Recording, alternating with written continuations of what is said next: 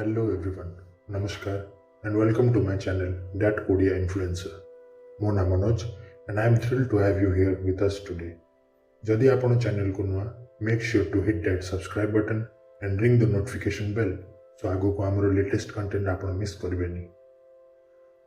ଆମେ ଏହି ଚ୍ୟାନେଲ ଦ୍ୱାରା ଗୋଟେ କମ୍ୟୁନିଟି ଗଢ଼ିବାକୁ ଚେଷ୍ଟା କରୁଛୁ, so don't hesitate to leave your comments, questions or suggestions down below. Your feedback is incredibly valuable to us. So without further ado, let's dive right into today's video. Essentially, monk mode ହେଉଛି ଗୋଟେ mindset, ଗୋଟେ approach to life, ଯେଉଁଠାରେ ଆପଣ ସବୁ distractions ଦୂର କରିବାକୁ ଏବଂ ନିଜକୁ ଗୋଟେ କାର୍ଯ୍ୟ କିମ୍ବା ପ୍ରୋଜେକ୍ଟରେ କମ୍ପ୍ଲିଟଲି କମିଟ୍ ରହିବାକୁ ପ୍ରତିଶ୍ରୁତି ଦିଅନ୍ତି। ଏହା କରିବା ଦ୍ୱାରା ଆପଣ ଫୋକସ୍ ଆଉ କନସେନ୍ଟ୍ରେସନର ଏକ ଅବସ୍ଥାକୁ ପ୍ରବେଶ କରନ୍ତି, ଯାହା ଆପଣଙ୍କୁ ଆପଣଙ୍କର ଗୋଲ୍ସ ଆଡ଼କୁ ଦକ୍ଷତାର ସହିତ ଏବଂ ପ୍ରଭାବଶାଳୀ ଭାବରେ କାର୍ଯ୍ୟ କରିବାକୁ ଅନୁମତି ଦିଏ। ସୋ ଆଜି ଆମେ ଜାଣିବା 12ଟି ଷ୍ଟେପ୍ସ ଯାହାକୁ ଫଲୋ କରି ଆମେ ବି ମଙ୍କ ମୋଡକୁ ଆକ୍ଟିଭେଟ୍ କରିପାରିବା। ସୋ ଷ୍ଟେପ୍ 1, ଆକ୍ନୋଲେଜ୍ ୟୋର ଗୋଲ୍ସ କିମ୍ବା ଲକ୍ଷ୍ୟକୁ ପାଇବା ପାଇଁ ହେଲେ ସର୍ବପ୍ରଥମେ ଆମକୁ ଆମର ଲକ୍ଷ୍ୟକୁ ଚିହ୍ନଟ କରିବାକୁ ହେବ। ତୁମେ ତୁମର ମଙ୍କ ମୋଡ୍ ଅବଧିରେ କ'ଣ ହାସଲ କରିବାକୁ ଚାହୁଁଛ? ଏହା ପର୍ସନାଲ ଗ୍ରୋଥ୍ ହେଉ, କିଛି ସ୍ପେସିଫିକ୍ ପ୍ରୋଜେକ୍ଟ ହେଉ କିମ୍ବା କିଛି ନୂଆ ସ୍କିଲ୍ସ ଶିଖିବା ହେଉ, ତୁମର ଲକ୍ଷ୍ୟକୁ ସ୍ପଷ୍ଟ ଭାବରେ ବ୍ୟାଖ୍ୟା କର। Step 2, eliminate distractions. ଆପଣଙ୍କ ପରିବେଶରୁ ଡିଷ୍ଟ୍ରାକ୍ସନ୍ସକୁ ହଟାନ୍ତୁ। ନୋଟିଫିକେସନ୍ସ ବନ୍ଦ କରନ୍ତୁ, ଏକ ନିର୍ଦ୍ଦିଷ୍ଟ ୱାର୍କ ସ୍ପେସ୍ ସୃଷ୍ଟି କରନ୍ତୁ ଏବଂ ଡିଷ୍ଟ୍ରାକ୍ସନ୍ସ କମ୍ କରିବାକୁ ଆପଣଙ୍କ ଆଖପାଖକୁ ଡିକ୍ଲଟର କରିଦିଅନ୍ତୁ।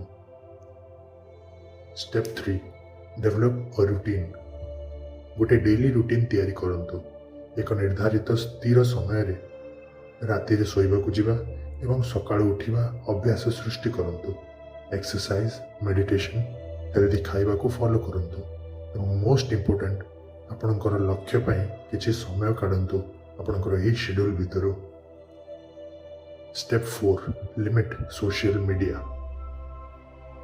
ସୋସିଆଲ ମିଡ଼ିଆରେ ଆପଣଙ୍କର ସମୟ ସୀମିତ କରିଦିଅନ୍ତୁ। ଏମିତି ଆପ୍ସ କିମ୍ବା ଟେକ୍ନିକ୍ସ ୟୁଜ୍ କରନ୍ତୁ ଯେଉଁଥିରେ ଆପଣଙ୍କ ସୋସିଆଲ ମିଡ଼ିଆ ୟୁସେଜକୁ ଆପଣ ଟ୍ରାକ୍ ଏବଂ ରେଷ୍ଟ୍ରିକ୍ଟ କରିପାରିବେ। Step 5, practice mindfulness. ମନୋବୃତ୍ତି ଅଭ୍ୟାସ ଯେମିତିକି ମେଡିଟେସନ୍ କିମ୍ବା ଯୋଗ ଆପଣଙ୍କ ଡେଲି ରୁଟିନ୍ରେ ଆଡ଼୍ କରନ୍ତୁ। ଏହି ଅଭ୍ୟାସ ଆପଣଙ୍କୁ ଧ୍ୟାନରେ ରହିବାକୁ, ଷ୍ଟ୍ରେସ୍ ହ୍ରାସ କରିବାକୁ ଏବଂ ଓଭରଅଲ୍ ୱେଲବିଙ୍ଗରେ ଇମ୍ପ୍ରୁଭ୍ କରିଥାଏ। Step 6, prioritise self care. ଆପଣଙ୍କର ଶାରୀରିକ ଏବଂ ମାନସିକ ସ୍ୱାସ୍ଥ୍ୟର କେୟାର କରନ୍ତୁ। ନିୟମିତ ଏକ୍ସରସାଇଜ୍, ପୁଷ୍ଟିକର ଖାଦ୍ୟ ଖାଇବା, ପର୍ଯ୍ୟାପ୍ତ ମାତ୍ରାରେ ଶୋଇବା ଏବଂ ଏମିତି କାର୍ଯ୍ୟରେ ନିଜକୁ ସମ୍ପୃକ୍ତ କରନ୍ତୁ ଯାହା ଆପଣଙ୍କୁ ଆରାମ ଏବଂ ଆନନ୍ଦ ଦେଇଥାଏ। Step 7, set boundaries. ନା କହିବା ଶିଖନ୍ତୁ। ଆଜ୍ଞା, ଠିକ୍ ଶୁଣିଲେ, ଏମିତି କାର୍ଯ୍ୟକଳାପ କିମ୍ବା ଏମିତି ଲୋକଙ୍କୁ ନା କହିବା ଶିଖନ୍ତୁ ଯେ ଆପଣଙ୍କୁ ଆପଣଙ୍କର ଲକ୍ଷ୍ୟଠୁ ଦୂରେଇ ନେବାକୁ ଚେଷ୍ଟା କରନ୍ତି, ଡାଇରେକ୍ଟଲି ଅର୍ ଇନଡାଇରେକ୍ଟଲି। ଆପଣଙ୍କର ଟାଇମ୍ ଏବଂ ଏନର୍ଜି ରକ୍ଷା କରିବା ପାଇଁ କିଛି ବାଉଣ୍ଡରିଜ୍ ଆପଣଙ୍କୁ ସେଟ୍ କରିବାକୁ ପଡ଼ିବ। ଷ୍ଟେପ୍ 8, ଏମ୍ବ୍ରେସ୍ ସଲିଟ୍ୟୁଡ୍।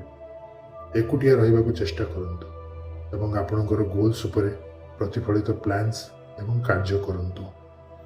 ଏହି ସମୟକୁ ଆପଣଙ୍କର ଇନର ସେଲ୍ଫକୁ ଷ୍ଟ୍ରେନ୍ଥେନ୍ କରିବା ପାଇଁ ବ୍ୟବହାର କରନ୍ତୁ। Step 9, continuous learning. ବୁକ୍ସ ପଢ଼ନ୍ତୁ, ପଡ଼କାଷ୍ଟ ଶୁଣନ୍ତୁ କିମ୍ବା ଆପଣଙ୍କର ନଲେଜ ଏବଂ ସ୍କିଲ୍ସକୁ ବଢ଼ାଇବା ପାଇଁ ଅନଲାଇନ୍ କୋର୍ସେସ୍ ନିଅନ୍ତୁ। ନିରନ୍ତର ଶିଖି ଚାଲନ୍ତୁ। Step 10, stay consistent.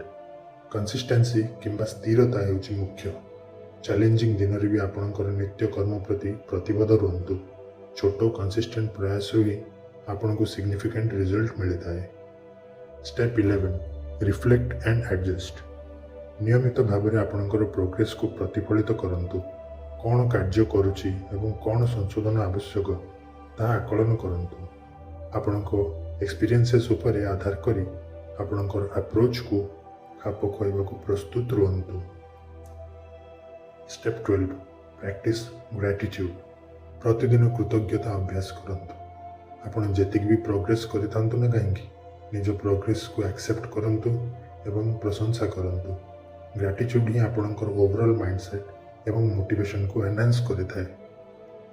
And of course ଯଦି ଆଜିର ଭିଡ଼ିଓଟି ଆପଣଙ୍କୁ ଭଲ ଲାଗିଛି don't forget to give it a thumbs up. Stay tuned, stay awesome. Next ଭିଡ଼ିଓରେ ଦେଖା ହେବ। Bye for now.